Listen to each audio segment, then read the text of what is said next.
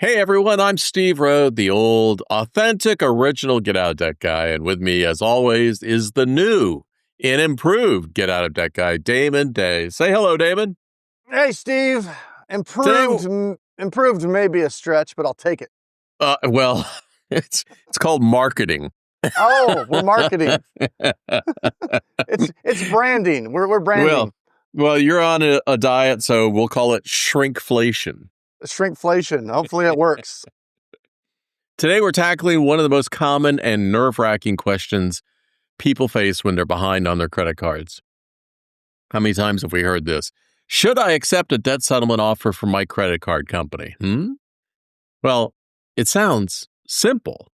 They offer to let you pay less than you owe, but the truth is, the decision can ripple through your credit, through your taxes, and even your peace of mind for years to come. But we're going to unpack what it really means, what really happens when a lender offers you a settlement, why they do it, how it affects your credit report, what the IRS might say about the forgiven balance, and how to decide if it's truly the right move for you. Because in today's economy, with record credit card balances and more people juggling payments than ever, knowing the difference between a smart financial decision and a short-term relief trap can save you from making an expensive mistake. So grab your coffee. Damon, you have your coffee in hand, and actually, I have apple juice. So, but let's get into it. Hey, You reach a certain age, Steve. well, I just finished 2 cups of coffee. I don't think I can do any more. I need my juice. I do. Well, here's how cheap I am. I went inside to get something to drink, and I noticed there was a little bit of apple juice left in the bottle. Oh, there you go. So I'm just drinking it by default. That's not being cheap. That's being a dad. Oh, even a granddad. Yeah. Well, years of experience being it. Once you're a dad, you're always a dad. Yeah, that's true. All right, Damon. So debt settlement offers. This is always it's a complicated subject because there are so many people out there getting pitched debt settlement as being sold a widget, being sold some sort of debt relief. And it's not necessarily right for them. And so I've seen people avoid debt settlement because they're afraid of it. And I've seen people run for debt settlement because it sounds like a great sales pitch. And the truth is somewhere in the middle there. What do you think? The truth always seems to be in the middle. Yeah. So, Yeah. today we're talking about, that dreaded, I'm going to have to pay taxes on forgiven debt. And what Steve's talking about is, yes, you may have to pay taxes. What packages are you getting delivered? Hey, that's all cut out in post. I can't even think. You got so many packages dropping in your office there. So cut this whole part out. But yeah, what Steve's talking about is whether or not you have to pay taxes. And there's a big myth surrounding it. But the truth is, sometimes you have to pay taxes if you have a debt forgiven, and sometimes you don't.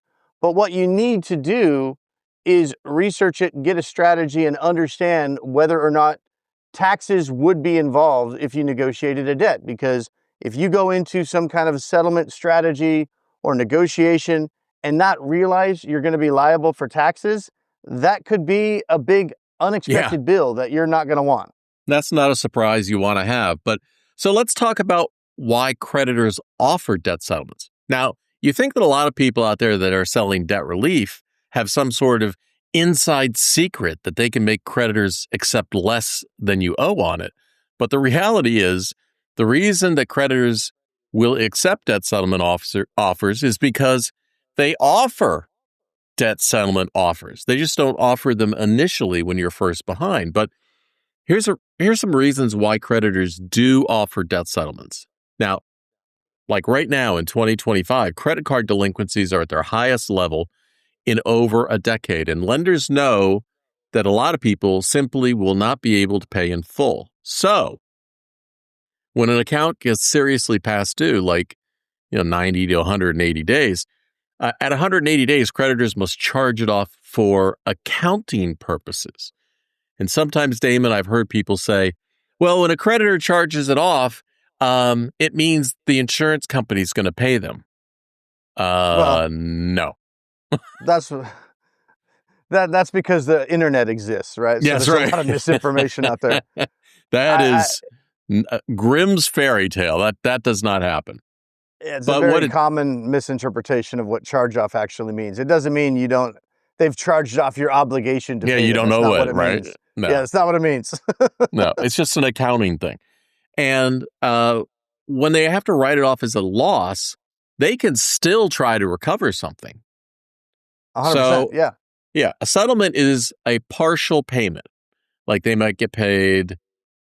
What's the lowest reasonable settlement offer you've seen? 30 cents on the dollar?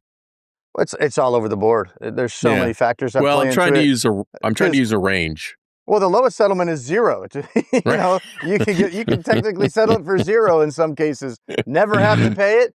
Or I'm trying to think if I ever had a situation where a creditor came back where I was trying to work something out for the client and they said, no, we're not going to settle. I can't.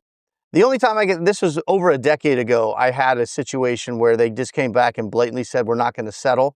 Right. And it was because of some things that customer, the client had done charge wise right before they Yeah, stopped yeah. making Just payments. So it was fraud. some unusual activity. And I was still able to get like a no interest payment plan over several years to help them resolve it. But that was like the only account I can ever remember where the creditor was just like, settlement, what are you talking about? Right. But Well, there oftentimes if a consumer calls their creditor, that's what they're going to hear. Settlement, yeah. what are you talking Yeah. about? Well, there is a special settlement program where you pay 0 pennies on the dollar and you avoid taxes completely. But that program's called bankruptcy. Yeah, I was going to say, funny guy. I know where you're going. so, so the reason, creditors just don't offer settlements out of the kindness of their heart. There's a reason why they do that. And because they would rather get something rather than having to wait a long time or send it out to collections or chase you or, cash in hand is better than cash promises in the future. So, Yeah. I mean, here's the way the math works. Let's say Chase offers to settle a $43,000 balance for about 40%. So they're going to get 17 grand in cash right now instead of paying collection companies, outside costs, or waiting years, whatever. Right? Yeah, or the client goes bankrupt and they get They don't get nothing. anything. Right. Yeah. Or they don't go bankrupt, but Chase doesn't really go after them and the client ends up paying nothing. So, Right. it's a big game of roulette sometimes too. There's a little bit of strategy, behind the madness. It's not a simple matter of just don't pay and here's all the settlements. Right. Well, let's talk about, how this actually happens to begin with. So when you're current on your bill, if you called up your creditor and said, "Hey, I've hit a really bad time. I'm not going to be able to make my payment," you're going to get 0 settlement offers. They're not even going to suggest it. Now, Oh if yeah. you're, You it, can barely even get your rate reduced these days. yeah, I know. If you're 60 to 90 days late, internal collectors are still trying to collect that account. And what you will find is, in the past, I've had those internal collectors in that window say, "Yeah, we don't settle debts. Well, what are you talking about? You need to pay." Yeah. So, I settled one with you yesterday, Jack. yeah, Not your department, mind you, but right. your company. So this is why the advice sometimes when you go with a debt settlement company is just ignore your creditors and don't pay your bills. It's because they're trying to get your account into the right bucket. It's all You get about leverage. yeah, you got to get to the department that has the programs. So you get to 120, 180 days late, and now it's rapidly heading towards being a loss on their books. And the bank's goals shift from keeping a customer and hoping to get a promise to pay to recovering something. And that's when the offers begin. That's when Damon is getting the best settlement offers. That's when letters are coming in your mailbox. And you might even get a call from a creditor offering you a settlement. Yeah. And this is where clients often get in trouble, or consumers, I should say, not clients, because my clients know better. But I'll get people coming to me once in a while going, oh, well, I know, I'm if I just don't pay them and I wait long enough, I'm going to get 10 cents on the dollar. Mm. And I've seen more people get their butt sued off doing Yeah. that than I can count, because they get on the internet, they get into these forums, and they hear all kinds of different ideas or crazy ideas, or they see something that happened with one creditor and they think the different creditors going to all creditors are different. They act completely different, have different strategies. Some are more aggressive, some are less aggressive. But And this it whole changes. fantasy, this whole fantasy, it does changes all the time. What Bank of America was doing last year might be completely different than what they're doing this year.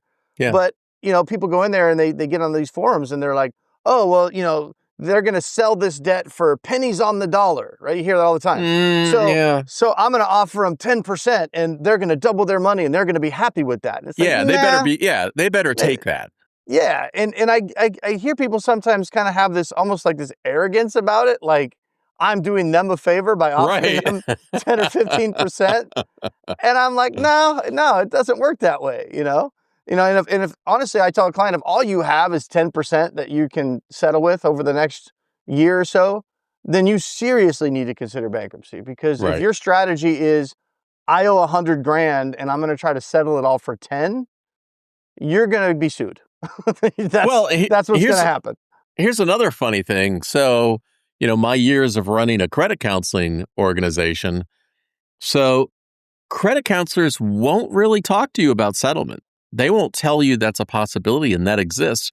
And part of that is because the departments at the creditors that the credit counseling groups talk to, that's like the worst. That's profanity to them. Yeah. They want you in a debt management plan. And it has always been hilarious to me because I would have talked to a big bank and the credit counseling department says, oh, we don't settle debts. We never accept it. And in my head, I'm doing the same thing that you do, Damon, which was, well, we just settled with you yesterday. It was a different department, but you do. Yeah. So basically, I don't say this out loud, but I'm like, so essentially what you're saying is I'm not going to do a deal with you, so you can stop talking to me now. That's right. My approach was always, hey, you know what? Have a great day, man. Thank you so much for your time, and then hang up. I just knew I was talking to the wrong person. Yeah. Yeah, well, I'll get back to my client. We'll put our heads together. We'll crunch some numbers, and we'll let you know by the end of the month. And then I put a note on my calendar, call back next month. Yeah. Well, another thing I've seen happen is, so people fall behind. It's very emotional. It's stressful. It's scary. It's all those things we've always talked about. And one of the things that they do is they just stop opening the mail, because every time they open it, it's a demand of payment. It's painful, everything else. Yeah. But what happens is the further you become delinquent, those collection things, those painful collection things will at some point turn into offers to settle your debt. Yeah, sometimes. But so instead of always tearing up that mail and throwing it away, it pays to open it. And here's the other thing that gets people in trouble. What? There's all kinds of nuances to this, right? So waiting longer is not always better. Sometimes waiting too long and you miss your window. Mm-hmm. Because different creditors operate differently. So you can't go by a general rule of, well, the older it gets, the better the deal is. That's true. Oftentimes, the older it gets, the worse the deal gets, and the more likely you are to get sued. So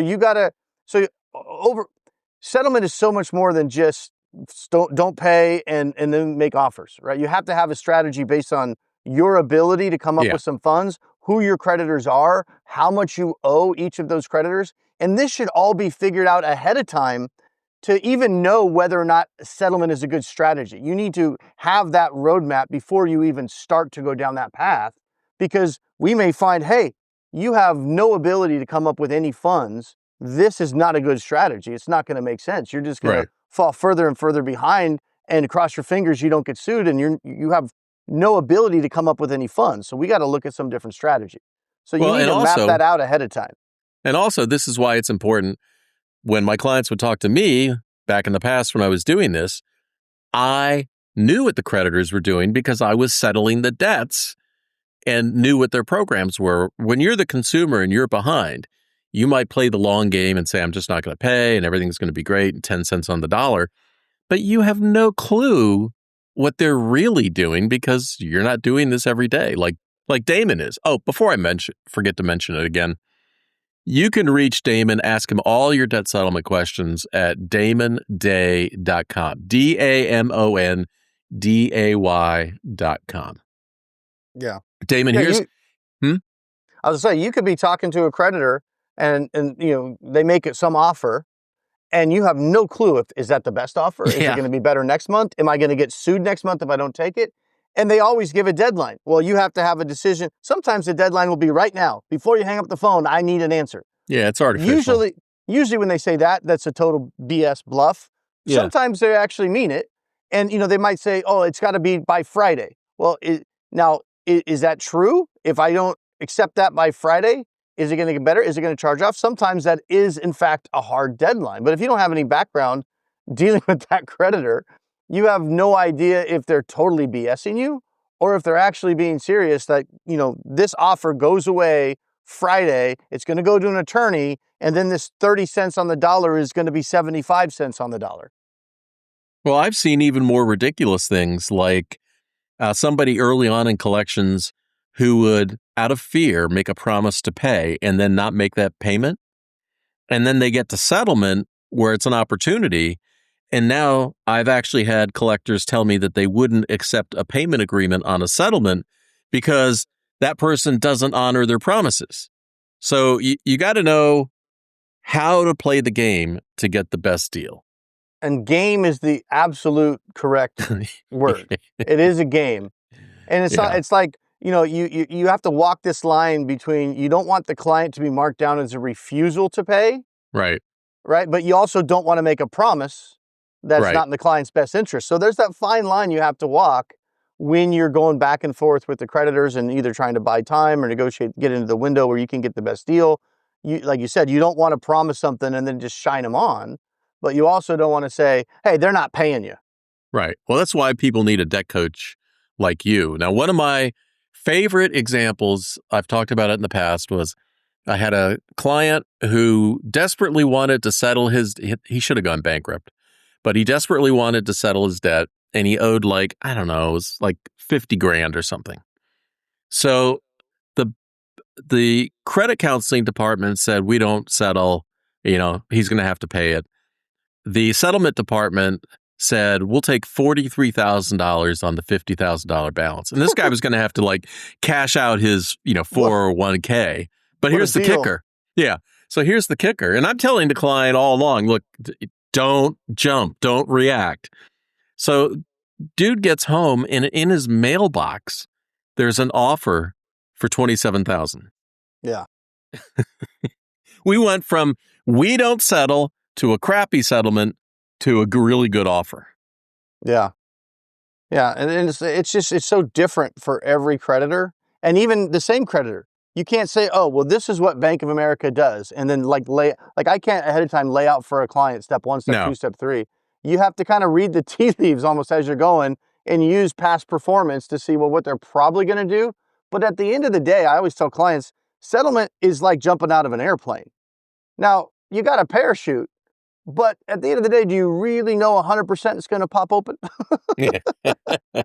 Well, and the other thing about settlement is, so if you file bankruptcy, you know that all your creditors are included. This is the end. The door closes, period. But not all creditors settle debt for whatever reason. So sometimes you can end up with a potentially incomplete solution if you don't have a plan going in. Yeah. I mean, are you talking about I don't have any credit card companies or personal loans or anything like that. There's we don't settle, at least not in this decade. Well, here's a good example. Somebody jumps at early settlement offers and doesn't have enough cash to finish the deals. Well, yeah. Okay. So then those just have to get they have to get renegotiated later. Or they're leaving debt that they weren't able to deal with because they overpromised on settlements to begin with. Well, this is why the plan up front is so important, right? You can't just jump in and start, wheeling and dealing because at the end of the day, this is what I tell clients. I'm like, look, our objective is to win the war, not the battle. So Right. I have conversation all the time where we have a really good potential deal, and I'm looking at the client's cash flow, and I'm looking at what they've been able to save, and maybe it's far less than what they initially thought they could save, right? And then Right. life's hit them with a couple of things. We're like, we need to pump the brakes a little bit here. This is a really good deal, but if we take this deal, it's going to wipe out your entire savings, and Right. you've got 8 other accounts behind it, Yeah. That's what I'm and you don't talking have about. any other funds. So, we might, even if this deal that's really good right now might be not as good a year from now, we might have to push this deal off, because I always say it's better to take a deal that's higher when you can afford it Yeah. than it is to take a deal that's a better deal, but you can't really afford it, because what good does it do us to settle one account and, oh, that's great, that was a great deal, but then 3 other accounts start to get really aggressive and we have no funds at all, and it's going to be a while before we have any more funds, and now they're coming after us, maybe they want to sue us or whatever it is, that might push us into a chapter 13 bankruptcy, or if we couldn't have done a 7 in the first place, or whatever it is. Then we end up going like, man, I shouldn't have done that deal. Yeah, it Right. felt good in the moment, but we lost the war. We won the battle, but we lost the damn war. Right. That's why I agree. That's why you need a plan. So one of the things that's always made me chuckle is when somebody says, I refuse to go bankrupt because I made my creditors and promised to pay, and I'm going to settle my debt instead. Like, Hey, I made my wife and kids a promise to take care of them also. Yeah. Half a payment is still not the full deal, but, so let's get off our moral high ground. Let's work on a plan that works best for you. So another thing that you and I have heard over the years is settlement is better on your credit report than bankruptcy. Well, settlement still shows on your credit report, right? It'll show settled for less than the full balance or whatever, and that'll stay on your credit report for up to 7 years. None of that really matters. Like a bankruptcy doesn't really matter, and that settlement ding doesn't really matter because it is so stupid easy to rebuild your credit. Yeah, and better is probably the wrong term, because who's definitely, what's better mean, right? And that's the other thing, I get it, but if you're in so deep that we're even considering settlement or considering bankruptcy, Mm-hmm. the credit score, you want to understand how it's going to be affected and how long it's going to take to recover, but who that cares? should not be your number one priority. It shouldn't be your worry. You're shelling out $4,000 a month in trying to service debts that you can't afford, and you've got no retirement, you've got no savings. The last thing on your mind should be, but what about my credit? It's like your good credit got you into this mess. So let's get you out of the mess, and then we can work. Then we can work on doing better moving forward, and we can fix your credit. You're not going to be whether you settle your debt or you go bankrupt, you're not going to be a credit pariah for 10 years. No. That's BS. Either way, within a couple of years, you're going to be fine credit-wise. But in many cases, a Chapter 7 bankruptcy, you can, ironically, and most people would, think twice when I say this, but oftentimes your credit would be better faster. And again, better is a subjective term with the Chapter 7 than the settlements, mainly because with the bankruptcy, it puts an endpoint, boom, right there. It's done. We're going to do better moving forward. With settlements, it might take 2 years or 3 years for you to raise the funds. And the longer a settlement takes, the less desirable that strategy is. You call a debt settlement company and they're pitching 4-year settlement plans, 5-year settlement plans. That's just all bullshit ways to make the payment sound less, so you agree to do it so they can collect their commissions. If you got to drag out a settlement strategy for 4 or 5 years, you don't have the funds to do it correctly. And you're inviting being sued at that point. Yeah, 100%. So, but the reason why sometimes you can recover your credit faster with a bankruptcy than a settlement is because if it ends up taking you 3 or 4 years to resolve these accounts, the credit doesn't start to heal, right? Until the accounts are resolved. So if it's taking you 3 or 4 years to finally get to the point where I have the funds and I can settle these debts, now the healing process of my credit can begin. The bankruptcy was 3 or 4 years ago. You've already kind of gone through that healing process with the bankruptcy. And you could easily have a 750, even pushing 800 credit score 4 or 5 years after the bankruptcy, even with the bankruptcy still on your credit report, which it still will be on there. But every year that goes by, the less important it is to a lender, because they can now see a history post bankruptcy and see that you've done really well, hopefully. In fact, the irony here is somebody who drags it out 3 or 4 years in a settlement, the same person had gone bankrupt way back when. Not only would their credit be rebuilding, but they would also, by the time they would have settled that final debt, by that time they would have been eligible for a market rate mortgage and market rate new car financing, because their credit's already rebuilt. 100%.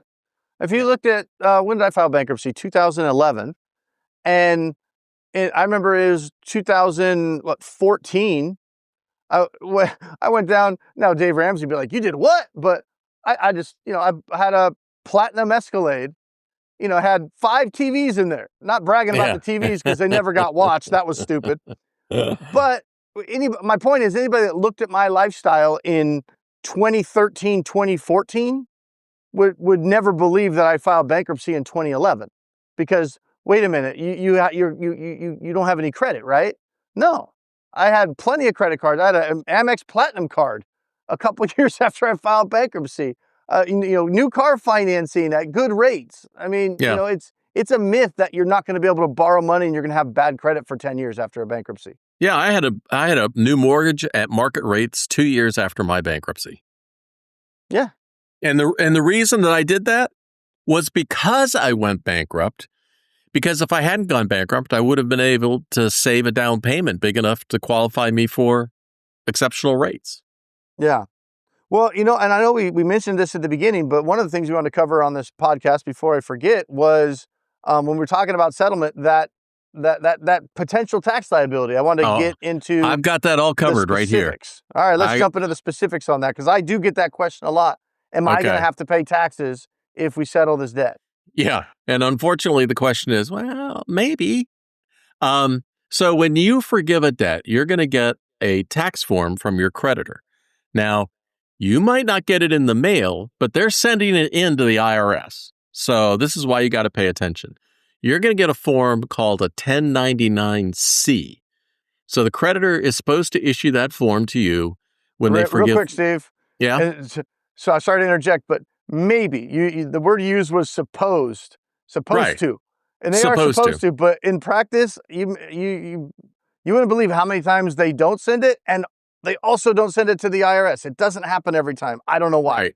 Or they'll send one and it's wrong. Yeah, but take that with a grain of salt. But the reality is, it doesn't happen all the time. It's supposed to. They're supposed to send it, but they don't always send it for some reason. Anyway, but the problem is you can't play the game of, well, they didn't report it, because that inconsistency is one of the things that could trigger a tax audit, because the IRS got the form, but you never said anything about it. That's just a numerical thing. So anyway, the 1099-C will list the amount as a canceled debt. So that means, let's say you owed $10,000, you settled the debt for $4,000, you could get a 1099-C for $6,000. Now, the IRS, as ridiculous as this might sound, if you go bankrupt, forgiven debt is tax-free. If you settle debt, IRS treats it as income because you borrowed the money, you spent it, you didn't repay it. So they see it like you got, in my example, $6,000 in free money. So some will tell you there's never a tax. I've seen debt settlement companies tell people, don't worry about it. There's no tax. Well, because they make their commission, in the beginning part, and by the time you figure out that they didn't know what they were talking about, they're gone. So that's why. Well, here's the tricky part. So there's this IRS Form 982. It's actually the reduction of tax attributes due to discharge of indebtedness. I just call it the insolvency form. Yeah, it's Form 982. And so what it means is, if you're insolvent when the debt was canceled, you would not owe taxes on that amount of forgiven debt. But here's the kicker. You might not be insolvent, meaning your liabilities are more than your assets, when you settle debt 1 and 2. Or you might not have been insolvent halfway through settling debt 3. Okay, so this is where it gets tricky. Let's say you got $10,000 of debt that was forgiven. When you get $4,000 into repaying that debt, you turn to being insolvent at that point, where your liabilities exceed your assets. So your tax liability is only on that first $4,000. This is why it's a maybe and it's not a clear answer. So Steve. Yeah. If anybody that hasn't clicked off yet, their eyes are bleeding right now. I know. So let me simplify it a little bit. So basically, if you're insolvent, you can fill out a waiver and potentially get any tax liability waived. To be insolvent, you have to show that if you add up the market value of all of your assets next to your liabilities, if your liabilities are larger than your assets, like if you have a mortgage with, that's upside down, and you have a car that's upside down, and you have 50 grand in credit card debt, and you have 300 grand in student loan debt, and then you add the value of all your stuff. If it's a negative number, you fill out that form 982. Any CPA will know what it is if you mention it to them. If they don't know what it is, get a new CPA. Yeah, and I've seen that happen. Yeah, so have I. That's what I've had clients where I'm like, you got to have somebody else do your taxes. Well, he's been doing them for 10 years. He sucks. Well, get somebody else. But again, this goes back to why you need to have a strategy and a plan, because this needs to be looked at in the very beginning when you're looking at, should I file for bankruptcy? Mm-hmm. Should I settle my debt? Should I Dave Ramsey my way out of this? These are all things that we have to look at. And if you would potentially be liable for the taxes, because maybe you've done really well and you've got, $500,000 in equity in your house, and you've been investing in your 401k, and you've got 300 grand in a retirement account. Yeah, from a cash flow standpoint, you're really tight right now and you can't keep up on the debt. So you have to kind of figure out a way to get rid of the debt. But overall, you've got a positive net worth. That's a good thing. So we'd have to assume that you're probably going to have to pay taxes on the forgiveness. Now, just because you have to pay taxes doesn't mean it's the wrong strategy, especially if you're not eligible for a Chapter 7 bankruptcy, because not everybody is, but you just have to know that you may be liable or likely be liable for those taxes. And we have to factor that into that strategy, because I tell people all the time, they go, oh my gosh, I don't want to do that if I'm going to have to pay taxes. It's like, well, let's wait a second. A dollar is a dollar is a dollar. So whether you're giving a dollar to the IRS or a dollar to Chase, does it really matter to your bottom line? Right? So if you end up having to pay, like the example you used, a $10,000 debt settled for 4, and you could get a 1099 for 6. So let's say you did, you got a 1099-C for $6,000, depending on what your tax bracket is, that might be who knows, a $1,500 tax bill, let's just say, right? 25% or whatever. So you got a $1,500 tax bill. Well, if you owed $6,000 or $10,000 to, let's say, Chase anyway, and you just kept paying, you would probably be paying $2,000 or $2,500, depending on what your interest rate was, a year in interest to Chase if you just kept paying it. Right. So just because you're going to have to pay, $1,500 to the IRS, it doesn't mean it's a bad strategy. You're saving $2,500 a year in interest plus whatever the principal reduction was. Well, again, it comes down to the problem is that the individual in the panic, in the crisis, doesn't know what they don't know. And if you believe everything that you read on the internet and you get indignant about the fact, I don't owe any taxes on this because Jimmy Bob on Reddit said that I won't, you need some professional advice. You need somebody who knows what they're doing. Yeah, and you might not owe taxes on it. We have to look at that, or you might. But either way, you have to factor that in so you know what you're getting into before you jump, right? You want to know who packed your parachute before you jump out of the plane. Because if Billy Bob or whoever you said on Reddit packed your parachute, how confident are you before you're jumping? Splat. Billy Bob said I was good. All right. Are there any burning mistakes that people have that I haven't covered here? burning mistakes. There's probably a whole list of mistakes people make. But most of it just all comes down to emotion, though. If we could just turn off the emotional switch, this kind of stuff that I do would be so much easier. If we could just cut the emotion out of it and just look at just the facts, ma'am. Yeah. But we are emotional creatures, right? So it is what it is. All right. If you have more questions about settling your debt, or you want to go deeper in anything that we have said in this podcast, reach out to Damon. Damon Day, DamonDay.com. Damon, until next time, I will see you. Peace. Got a money question keeping you up at night? Well, don't just Google it. Get real answers from real people who actually know what they're talking about. Head to getoutofdebt.org/podcast to ask your question, and you might hear it on an upcoming episode. But hey, if you'd rather keep it private, Damon Day has your back. Visit DamonDay.com, because getting out of debt is easier with the right help. That's getoutofdebt.org/podcast, where smart money questions lead to smarter money moves.